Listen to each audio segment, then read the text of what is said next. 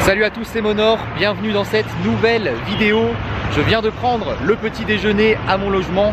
Ce matin j'ai eu de l'œuf avec deux genres de brioche, un café et un jus d'orange. Et la première chose que j'ai fait en sortant, je suis venu à une station de bus pour acheter une carte de bus et ne plus avoir de galère comme j'ai pu avoir hier. En gros, je me suis renseigné sur internet et je sais pas pourquoi, j'avais vu sur un forum que on pouvait acheter directement un ticket en montant dans le bus. Mais là, en faisant quelques recherches hier, je me suis rendu compte que non, il fallait absolument avoir cette carte pour prendre le bus ici à Bogota. J'ai donc demandé à la personne de mon logement où je pouvais l'acheter et elle m'a dit qu'il fallait que j'aille à une station qui est juste là. Vous voyez, j'ai marché à peine 5 minutes depuis le logement. Elle m'a expliqué comment y aller. Elle m'a dit que ici, je pourrais en acheter une. C'est donc ce que j'ai fait, le précieux sésame qui me permettra de ne plus avoir de galère. La carte coûte 6000 pesos, ce qui fait 1,50 € environ. Et en fait, elle se recharge et après, tu as juste à la biper dès que tu rentres dans le bus. Donc là, je l'ai rechargé avec 14 000 pesos. Donc je devrais être tranquille pendant un petit moment. Et en plus, j'ai réussi à l'acheter en parlant espagnol. Parce que là, je me suis dit qu'il fallait vraiment que je me mette à de plus en plus parler espagnol. Parce que je galère vraiment à communiquer avec les gens. Et du coup, j'ai une technique, c'est que avant de demander quelque chose, je recherche la traduction sur mon téléphone et après je le demande en espagnol. C'est je pense un bon moyen pour mémoriser quelques phrases. Là au logement tout à l'heure déjà, j'ai parlé un peu avec la personne en espagnol, je lui ai demandé où acheter la carte, tout ça en espagnol et là j'ai réussi aussi à me débrouiller. Franchement je suis content parce que je pars de très loin. Comme je vous l'ai dit, j'ai un niveau complètement éclaté. J'ai fait de l'espagnol au collège, mais ça remonte à très longtemps et déjà qu'à l'époque j'avais pas un bon niveau. Là j'ai vraiment quasiment tout perdu. Il me reste quelques bases heureusement, mais je suis motivé. Voilà, pendant ce voyage en Colombie, je vais essayer d'améliorer mon niveau d'espagnol. Ça va être un des objectifs.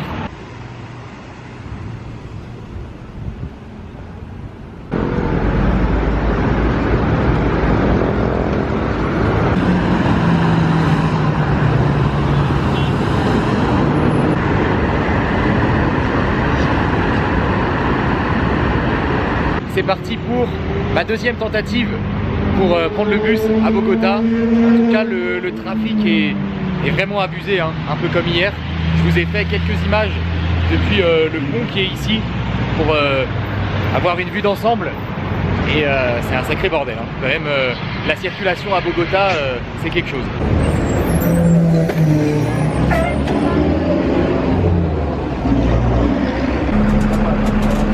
Buenos días.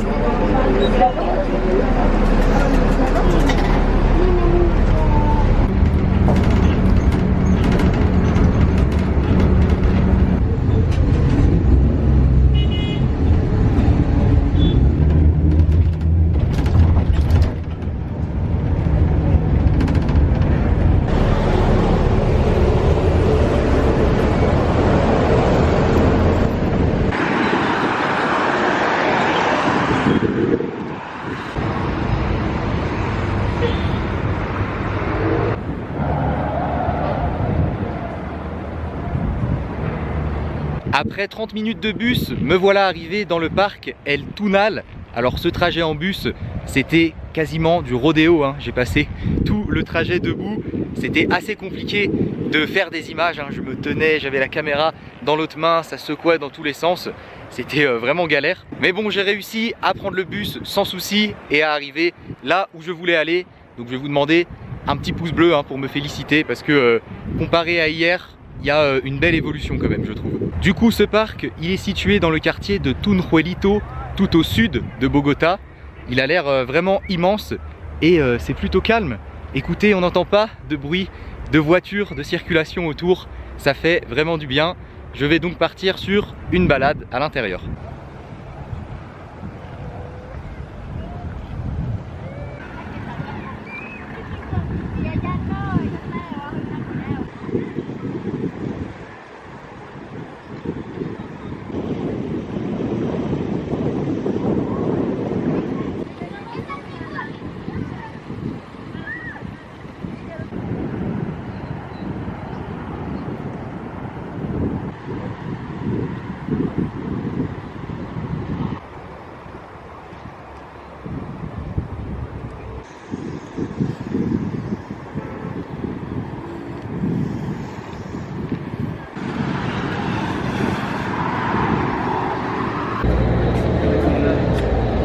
cuando llegue para dónde va. ¿Cuánto? Cuando vuelvas. Je suis sorti du parc, c'était vraiment très sympa. Il y a des terrains de foot, des terrains de basket et même un skatepark à l'intérieur. Mais à la base, si je suis venu ici, c'était pas pour aller voir le parc, hein. Je suis allé faire un tour parce que j'ai vu qu'il y avait un parc, le bus m'a posé juste devant. Mais ce que je suis venu faire, c'est prendre la télécabine qui est juste derrière moi, qui est une télécabine qui survole toute la banlieue de Bogota. Ça permet d'avoir un bon aperçu de la ville. Alors je suis allé à une station pour me renseigner, pour trouver l'endroit où partait la télécabine. Et il y a un monsieur avec qui j'ai essayé de communiquer en espagnol, c'était assez compliqué. Mais il parlait quelques mots d'anglais et quelques mots de français, donc on a réussi à se comprendre. Et au final il m'a dit, bah viens, je t'emmène au départ de la télécabine. C'est un monsieur qui gérait la station de bus. Et du coup sur le chemin, voilà, il m'a tout expliqué. Donc il m'a dit que il y avait 20 minutes de télécabine pour aller tout en haut. Là-bas, il y a un genre de colline avec un quartier de banlieue. Je sais plus comment ils appellent ça. Un barrio, voilà, c'est ça. Il m'a dit que c'était pas forcément un endroit très intéressant à visiter, que c'était pas très bien fréquenté, donc qui me conseillait pas de m'arrêter et d'aller faire un tour. Mais bon, c'est pas grave parce que moi, voilà, j'ai juste envie de prendre la télécabine, de survoler la banlieue de Bogota pour avoir des bons points de vue sur les environs. Les habitants de Bogota, en fait, ils utilisent cette télécabine pour se déplacer, hein. C'est les gens qui habitent dans ces fameux barrios, les quartiers dans la banlieue de la ville qui les prennent pour rentrer chez eux et pour venir au centre-ville. Mais c'est aussi pas mal utilisé par les touristes pour avoir une bonne vue d'ensemble. Et c'est ce qu'on va aller faire tout de suite. C'est parti pour une balade en télécabine au-dessus de Bogota. Buenas tardes. Buenas tardes. Gracias.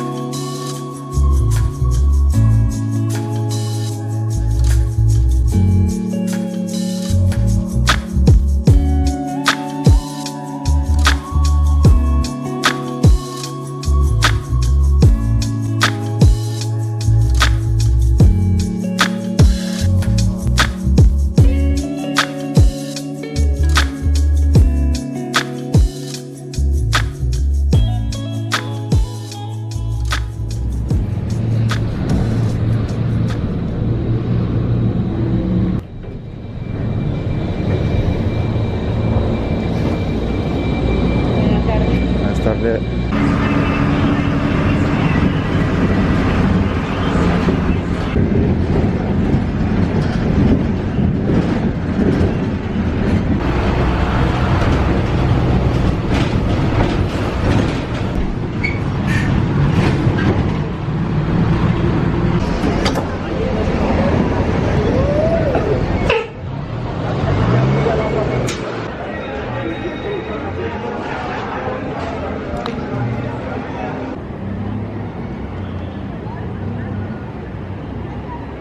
Bon alors il faut qu'on fasse le point parce que directement en sortant de la télécabine, je suis monté dans un bus. J'ai pris 2 bus au total, ça a duré presque 1 heure.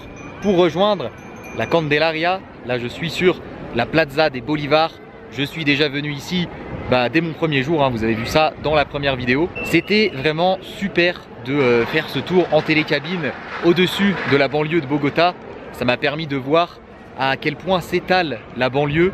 C'est vraiment plein de petits quartiers avec des petites maisons colorées sur les montagnes alentour de la ville. C'est franchement assez impressionnant d'avoir une vue d'ensemble comme ça.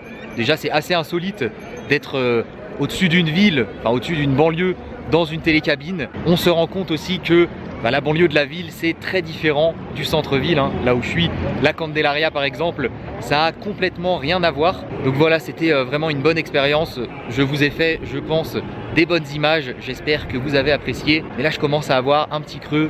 J'ai repéré une rue juste à côté avec un endroit pour manger. Donc je vais aller y faire un tour.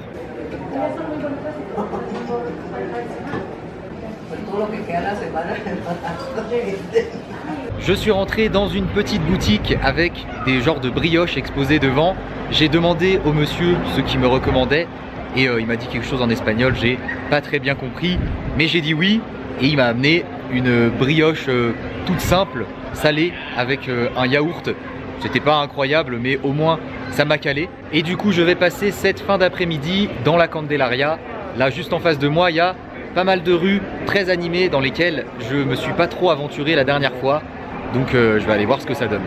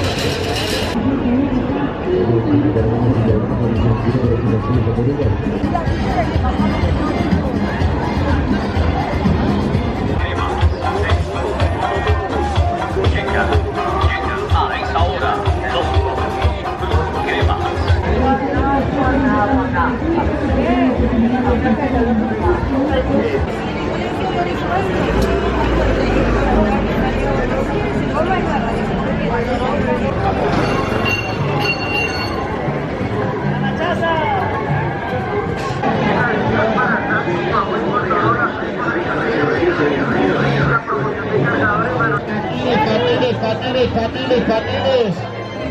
Mira acá la bodega de turista, patines.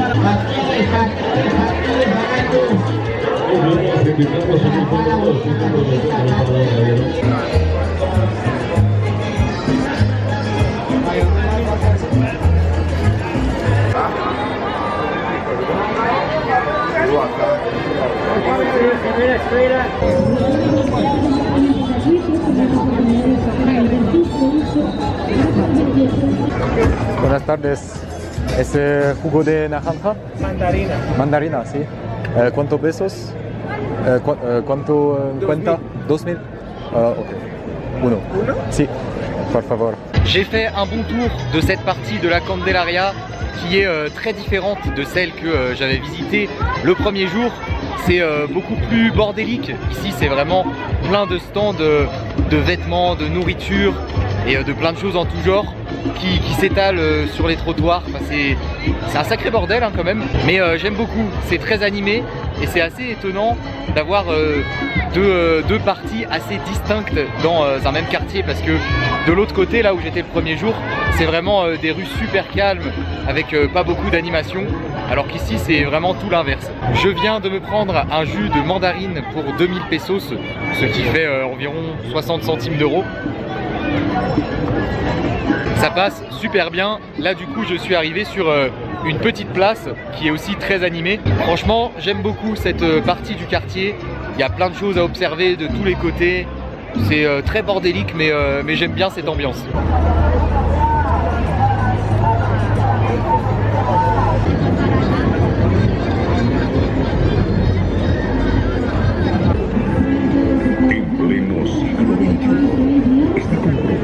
Para aparentar, para 4 pares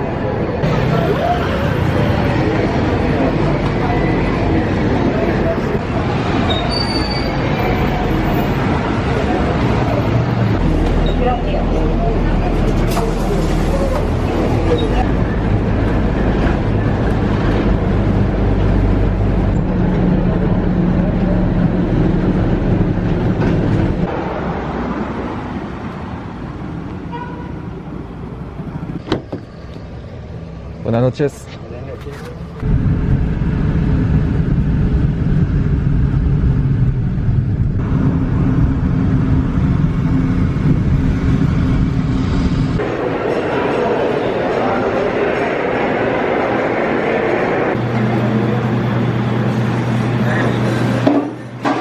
J'ai quitté la Candelaria, j'ai pris un bus pour retourner à mon logement, mais je ne vais pas y rester cette nuit, j'y suis retourné pour récupérer mon sac et dans la foulée j'ai pris un taxi qui m'a emmené ici à la station de bus de Bogota, puisque ce soir je vais quitter la ville de Bogota. Là je viens d'arriver dans la station de bus et contrairement au bus de la ville, je pense que ça va pas du tout être galère ici. Enfin, j'ai déjà acheté mon ticket en fait, ça s'est fait très facilement.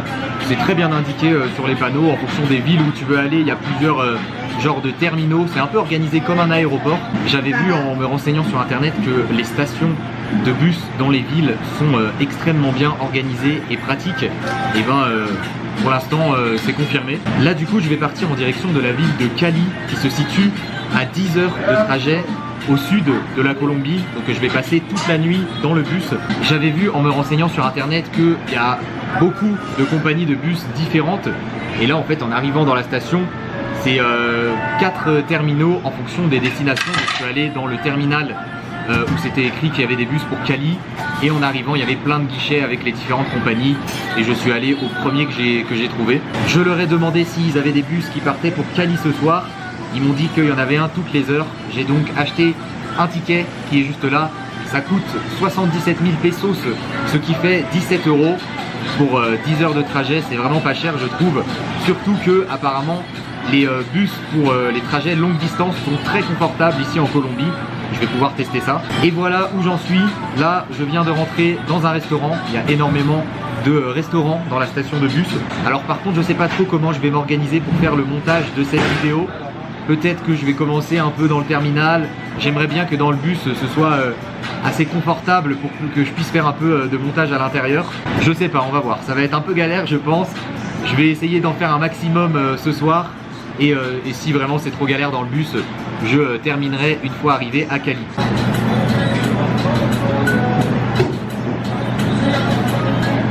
Mon plat vient d'arriver. J'ai commandé des ribs de porc avec des frites et du riz. Bon appétit.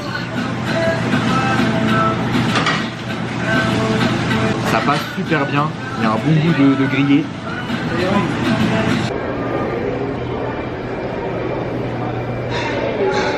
J'ai fini de manger, là je suis dans la salle d'attente de la compagnie que je vais utiliser. Vous voyez, il y a un petit espace avec la Wi-Fi et des sièges. Il est donc temps de clôturer cette vidéo.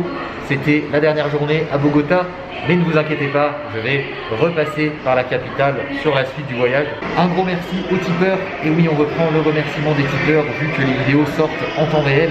Merci à Thomas, Céline, Sylviane, Jérémy, Arthur, Alexandra, Léo, Marc, un autre Jérémy, Kelly, Didier et André. Énorme merci à vous. J'espère que cette vidéo vous a plu. Si c'est le cas, comme d'habitude, n'oubliez pas le gros pouce bleu.